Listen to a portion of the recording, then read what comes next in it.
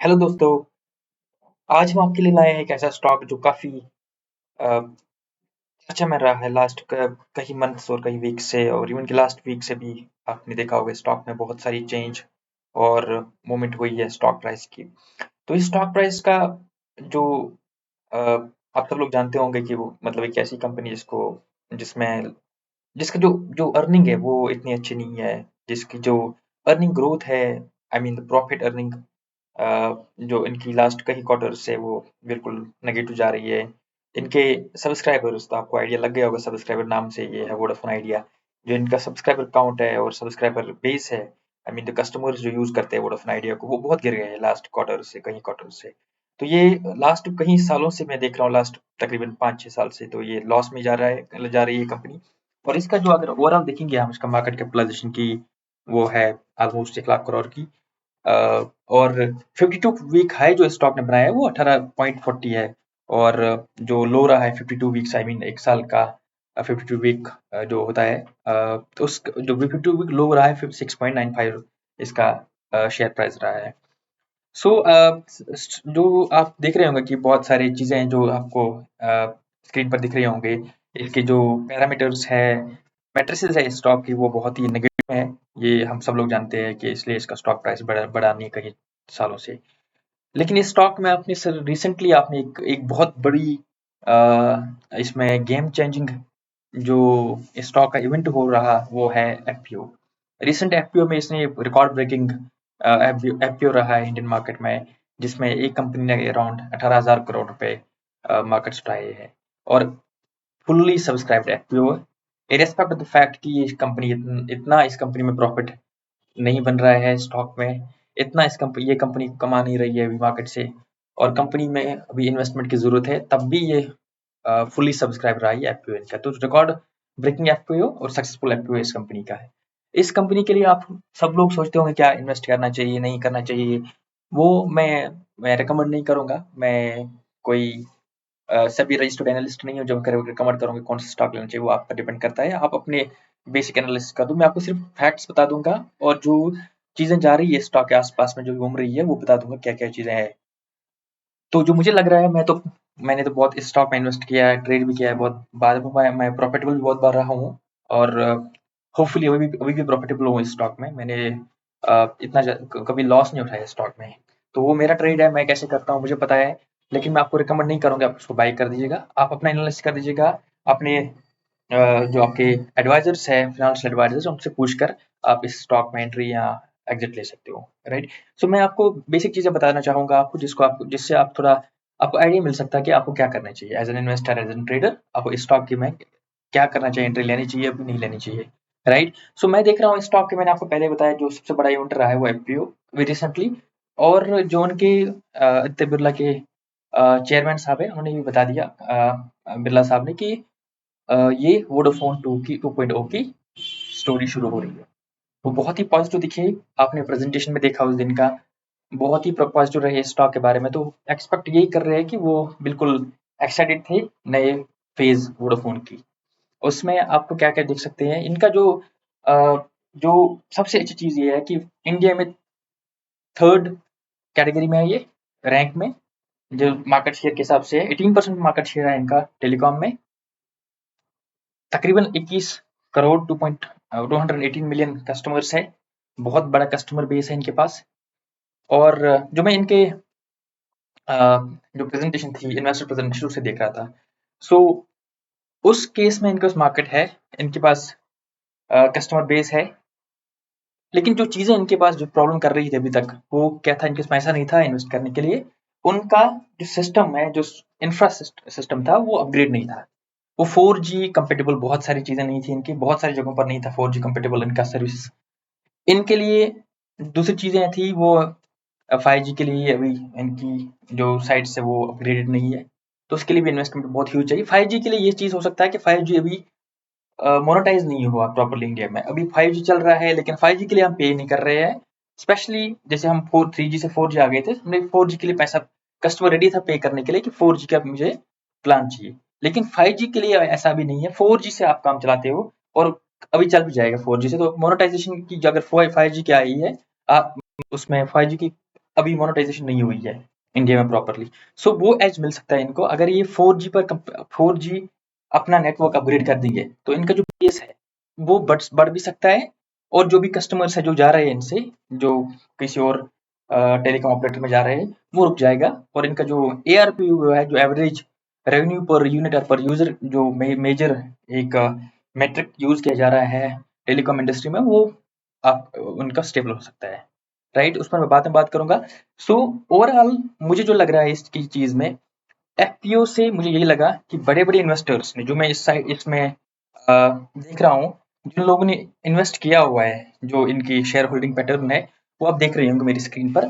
Promoters के पास जो आदित्य बिरला और ये वोडाफोन आइडिया, इनके पास अराउंड 48% है, बाकी DIAs के पास 34% है, और FIS के पास 1.97% जो शेयर होल्डिंग के पैटर्न है अभी तक है। मतलब जो लोग जिन्होंने इन्वेस्ट किया, आप FPO में भी आपने देख लिया होगा कि बड़े बड़े इन्वेस्टर्स ने इन्वेस्ट किया है। तो जब भी कोई बड़ा इन्वेस्टर इन्वेस्ट करता है, तो इनके पास एक कंप्लीट रिसर्च टीम होती है, इनको पता होता है कि इस स्टॉक से या इस कंपनी से हमें फायदा मिलेगा, इससे हम अर्न कर सकते हैं। लॉस के लिए कोई इन्वेस्टर या कोई भी कंपनी इन्वेस्ट नहीं करती है किसी भी कंपनी में, पर्टिकुलरली जो ये फाइनेंशियल इंस्टीट्यूशंस होते हैं और जो बड़े बड़े कॉर्पोरेशन होते हैं, ये लोग। सो तो उस नज़र से आपने देखा होगा कि जिस दिन ये FPO लॉन्च हुआ था, FPO जो लिस्ट प्राइस था, तो सब लोगों ने बताया था कि ये 9 रुपए में, ये 8 रुपए में लिस्ट होगा, ये लॉस कर देगा सब इन्वेस्टर्स का। वैसा कुछ हो रहा नहीं। नॉर्मली आपने देखा कितनी हैवी सेलिंग भी हुई, बाइंग भी हुई, और अब जो लिस्टिंग प्राइस है वो भी पॉजिटिव रहा। सो इन्वेस्टर्स का लॉस नहीं होने दिया इसने, और जो जो इंस्टीट्यूशनल इन्वेस्टर्स थे उन्होंने बेचा भी नहीं माल, उन्होंने होल्ड किया, और लॉन्ग टर्म के लिए होल्ड कर रहे हैं इसको, क्योंकि उनको पता है अभी इसकी स्टोरी शुरू हो रही है वोडाफोन की। आने वाले टाइम विद मतलब डाउन द लाइन 2 साल 3 साल तक ये एक अच्छी सक्सेस स्टोरी बन सकती है वोडाफोन आइडिया की। ठीक है, एक बड़ी केस स्टडी बन सकती है इंडिया में, एक ऐसी कंपनी जो लास्ट कई सालों से लॉस में, बैंक्रप्सी के आसपास घूम रही थी, और वो फाइनली टर्न अराउंड इसका मतलब हुआ, और वो एक सक्सेसफुल कंपनी की तरफ, सक्सेसफुल कंपनी की कैटेगरी में आ गई है विद इन 2 या 3 साल में। टाइम लग जाएगा, इसका डेट भी काफ़ी है, वो नो डाउट, उसका कोई वो नहीं है, लेकिन जो चीज़ें हैं, जो इसका आप ग्रोथ भी देख रहे हो, सेल्स ग्रोथ, प्रॉफिट ग्रोथ, जो लास्ट इनके कई क्वार्टर्स का है, कई सालों का है, वो ऑलमोस्ट सेम ही है, लॉस में ही है, कोई ऐसा चेंज नहीं है यहाँ। लेकिन ये तब था जब इनके पास कुछ पैसा नहीं था इन्वेस्ट करने के लिए, इनका इंफ्रा हेल्थ था वो बहुत ही वीक था एज कंपेयर टू पीयर्स, जो उनके बाकी टेलीकॉम ऑपरेटर्स है इंडस्ट्री में, जैसे वो भारती एयरटेल और जियो इन्फोकॉम और बाकी सारी। तो वो फेयरली विजिबल है हम सब लोगों के लिए, और हमें पता है कि अभी चीज़ें खराब थी, लेकिन इसका टाइम खराब था, हो सकता है ये आने वाले टाइम में अच्छा टाइम में और अच्छे ग्रोथ के साथ ये कंपनी उभरेगी। तो जो आप प्राइस चार्ट देख सकते होंगे, प्राइस चार्ट में कोई मूवमेंट लास्ट 5 ईयर्स से आप देख रहे होंगे कि मैक्सिमम मेरे ख्याल से ये 17-18 के आसपास ही घुमा हुआ है उससे, और जो अर्निंग भी है वो भी नहीं इसकी नहीं रही है। सो इसका जो मैं इस कंपनी की जो मैं मेजर चीज़ जहाँ पर इनको ऐसा रेवेन्यू, जो कैश फ्लो चाहिए उनको, वो आ सकता है। वो क्या चीज़ है? वो है इनका साइट्स जब अपग्रेड करेंगे 4G में। अभी इनका जो बेस है 21 करोड़ में तकरीबन 9 करोड़ 89 मिलियन लोग जो है, कस्टमर जो है, वो नॉन 4G कस्टमर्स हैं। ठीक है, तो नॉन 4G कस्टमर्स के लिए जो प्लान है वो अलग रहते हैं, वो हम सब लोगों को पता है। जब ये लोग अपग्रेड करेंगे 4G में, जब इन लोगों को ये अपग्रेड करेंगे 4G में, तो यहाँ से रेवेन्यू आना शुरू हो जाएगा इनको। ये 9 करोड़ जो भी है, ये इनका अभी अभी कस्टमर बेस है। अभी कस्टमर इनके ऐड नहीं हो रहे, अभी जा रहे हैं इनसे कस्टमर। लेकिन जब भी ये विद इन, जब उन्होंने 6 मंथ्स का टाइम दिया वोडाफोन ने कि हम 6 मंथ्स तक अपने साइट्स अपग्रेड करेंगे प्रायोरिटी सर्कल्स में दिखा दूंगा कौन से। तो वो जो अपग्रेड करेंगे उन सर्कल्स में, तो उनका जो यूजर बेस है वो भी बढ़ जाएगा, इनका जो कन्वर्जन है to from 3G to 4G वो भी अब वापस आएगा, और इनका जो ARPU है, जो मेजर मेट्रिक है अभी टेलीकॉम इंडस्ट्री का, कि एवरेज रेवेन्यू कितना दे रहा है एक यूजर से, कितना कमा पा रहा है ये लोग, वो अभी वोडाफोन का 146 के जो अभी रिसेंट रिजल्ट्स आए हैं, इसमें 146 रुपीज है, और एज कम्पेयर टू बाकी ऑपरेटर्स जिनका भारती एयरटेल और जियो, जो 180 के आसपास चल रहे हैं अभी। सो उनका रेवेन्यू इतना है, वो भी आगे जा सकता है। पॉसिबिलिटी ये बनती है कि रेवेन्यू ARPU बढ़ने के लिए दो चीजें हो सकती है। एक तो अभी इलेक्शन के बाद इनका जो ट्रेड जो सॉरी टैरिफ हाइक जो होगा, टैरिफ हाइक के मतलब जो पॉसिबिलिटी है कि हो जाएगा सभी टेलीकॉम ऑपरेटर्स का, वो पॉसिबिलिटी एक बनती है कि टैरिफ हाइक हो जाएगा। टैरिफ हाइक से इनका पैसा बढ़ जाएगा ऑटोमेटिकली। जो प्लान चेंज होगा, जो इनके 20 करोड़ 22 करोड़ लोग हैं, इनको अगर 5 रुपए 5% जितना आपको रेट चेंज होता है तो वो पे करना पड़ेगा, मतलब एक्स्ट्रा पे करना पड़ेगा। तो एक्स्ट्रा पे करेंगे और रेवेन्यू बढ़ जाएगा। फर्स्ट थिंग वो है। दूसरा, जो इनका भी इंफ्रा हेल्थ है वो 3G 4G सब जगह पर नहीं है। अगर ये इसका जो कवरेज है 4G की कवरेज जो ये इन्होंने प्रायोरिटी सर्कल दिए हुए इस पीपीटी में आप लोग देख सकते होंगे। आप इनके NSE वेबसाइट पर भी अवेलेबल है, उनकी वोडाफोन की वेबसाइट पर भी अवेलेबल है। डाउनलोड करके आप देख सकते होंगे कि ये क्या प्लान कर रहे हैं। और इनका प्रायोरिटी सर्कल्स जो जहाँ ये लोग फर्स्ट कैटेगरी में, फर्स्ट प्रायोरिटी में ये लोग डिप्लॉय कर रहे हैं अपना इंफ्रा, वो ये है। तो ये 17 सर्कल्स है, इन्होंने लिखा हुआ है इसमें 17 सर्कल्स है जिनको ये प्रायोरिटी में कर रहे हैं। विद इन 6 मंथ्स उन्होंने टाइम दिया हुआ। Next I mean by end of this year तक ये लोग इनको कवर करेंगे। इनकी जो टेलीकॉम की जो इंफ्रा हेल्थ है उनको अपग्रेड कर देंगे, उन साइट्स को अपग्रेड कर देंगे। सो ये प्रायोरिटी सर्कल्स जहाँ इनको रेवेन्यू जहाँ से इनको रेवेन्यू आ जाएगा। ठीक है, जब भी अपग्रेड करेंगे इन प्रायोरिटी सर्कल्स, जहाँ आप देख रहे होंगे मार्केट शेयर कितना कितना है इनका, Kerala, Mumbai, Gujarat, Haryana, Kolkata, UP, Maharashtra, Delhi, waste Bengal, Tamil Nadu, Punjab, Madhya Pradesh, UP east, UP waste भी है, राजस्थान, आंध्र प्रदेश, कर्नाटका एंड बिहार। ठीक है, ये इनके प्रायोरिटी सर्कल्स है जिनका मार्केट शेयर अच्छा है और जिन सर्कल्स में ये लोग काम करेंगे प्रायोरिटी में। फर्स्ट सब जगह करेंगे ये लोग, लेकिन इन जगहों पर ये सबसे पहले प्रायोरिटी में ये लोग डिप्लॉय करेंगे अपना इंफ्रास्ट्रक्चर जो टेलीकॉम का है, 4G के लिए और 5G कंपेटेबिलिटी के लिए तैयार करेंगे। तो जब ये लोग यहाँ करेंगे ये मतलब ये डिप्लॉय, तो मुझे यही एक्सपेक्टेशन है कि मैं यहाँ से इनका जो यूजर बेस है बढ़ जाएगा, यूजर बेस बढ़ जाएगा और इनका ARPU है, एवरेज रेवेन्यू बढ़ जाएगा। वो बढ़ने से क्या होगा, इनके पास डेट बहुत है, डेट गवर्नमेंट का है। गवर्नमेंट नहीं चाहेगी कि इनका जो डेट आप यहाँ देख रहे होंगे तकरीबन 2 लाख करोड़ का है, वो ये गवर्नमेंट नहीं चाहेगी कि ये सिर्फ 2 कंपनीज रहे इंडिया में। गवर्नमेंट चाहेगी कि यहाँ 3 कंपनीज रहें, उससे मार्केट कंपटीशन के लिए। उससे क्या होगा, कस्टमर्स को फायदा मिलेगा। तो गवर्नमेंट का भी स्टेक बहुत है इसमें हैवी, और डेट भी बहुत सारा है जो गवर्नमेंट के, मतलब वो हो सकता है वो इक्विटी में कन्वर्ट कर रहे हैं लोग आने वाले टाइम में, क्योंकि गवर्नमेंट का भी इनका बैकिंग तो है, उसमें कोई डाउट नहीं है। ठीक है, सो वो चीजें हैं। और जो भी इनका ड्यूज है गवर्नमेंट की तरफ, जो भी अभी जो इनका एक इंटरेस्ट का इशू है जो कोर्ट में है, अगर वहां से उनको रिलीफ मिल सकता है तो वोडाफोन का ऑटोमेटिकली आप देख रहे होंगे प्राइस जो है, शेयर प्राइस है वो बढ़ता रहेगा।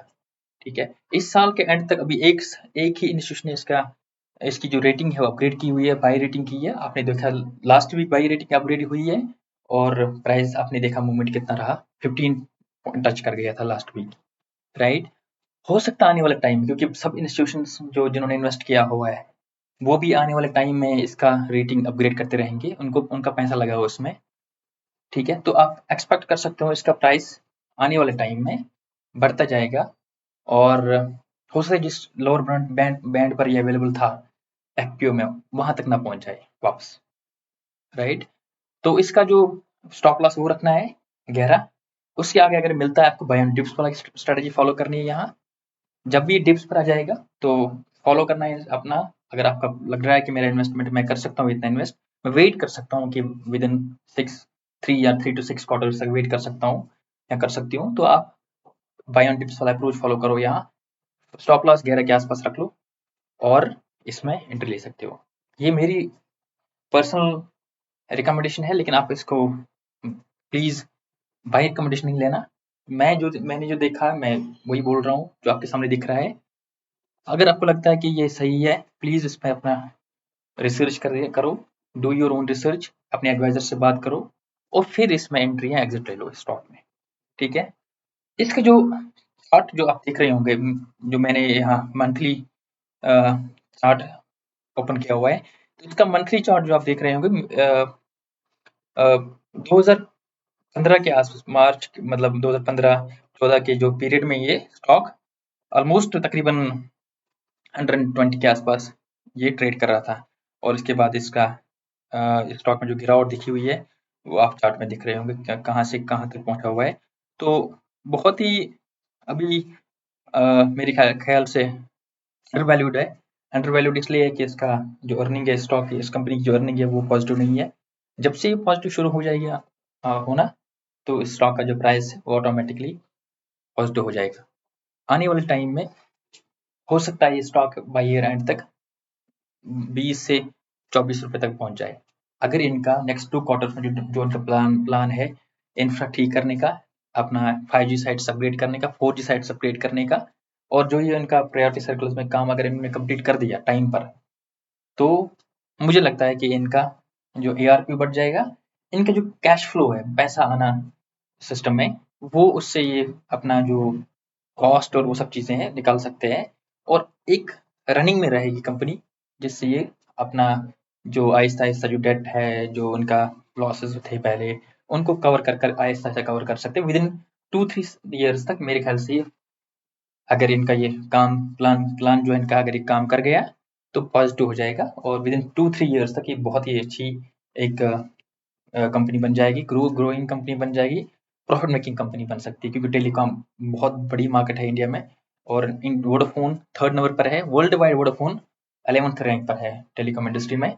सो इनके पास बैकिंग भी है अच्छी कंपनीज की। वोडाफोन इंटरनेशनल ग्रुप जो है वोडाफोन का, लंदन वाली कंपनी है, उनका बैकिंग है, और यहाँ से इंडिया में इनका आदित्य बिरला का सपोर्ट है, और गवर्नमेंट का स्टेक भी इस कंपनी में है। तो सब चीज़ें पॉजिटिव दिख रही है इस कंपनी के लिए। आने वाले टाइम में हो सकता है ये स्टॉक एक अच्छी मतलब अच्छा पॉजिटिव मूवमेंट दिखाए आने वाले टाइम में।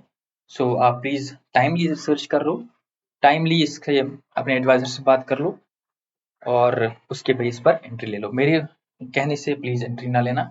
आपको जो लग रहा है, मुझे जो लग रहा था मैंने बता दिया आपको। आपको क्या लगता है आप प्लीज़ कमेंट में पे डाल सकते हो, कमेंट कर सकते हो इस वीडियो पर। मुझे भी खुशी मिलेगी कि कुछ फीडबैक मुझे मिल रहा है, अ, मुझे मेरे नॉलेज के लिए भी अच्छा हो, मैं भी इम्प्रूव करूँ। ठीक है? सो आपके लिए ये था आज वोडाफोन आइडिया जो मैं स्टॉक लेके आया था। सो होप कि आपको ये पसंद आया होगा। इन केस आपको पसंद नहीं आता तो प्लीज़ ज़रूर कमेंट कर दीजिएगा। पसंद आ रहा है, नहीं पसंद आ रहा है, और अपने दोस्तों के साथ शेयर कर दीजिएगा, ताकि सबके पास ये इन्फॉर्मेशन पहुँच जाए, और सब अपने हिसाब से एंट्री एग्जिट एक एडिशनल रिसोर्स मिले उनको एंट्री एग्जिट लेने का स्टॉक मार्केट में, और कुछ स्टॉक्स में। तो ये फर्स्ट स्टॉक था, नेक्स्ट टाइम हम किसी और स्टॉक को लेके आएंगे। सो तब तक के लिए धन्यवाद, and thanks for watching. Thank you.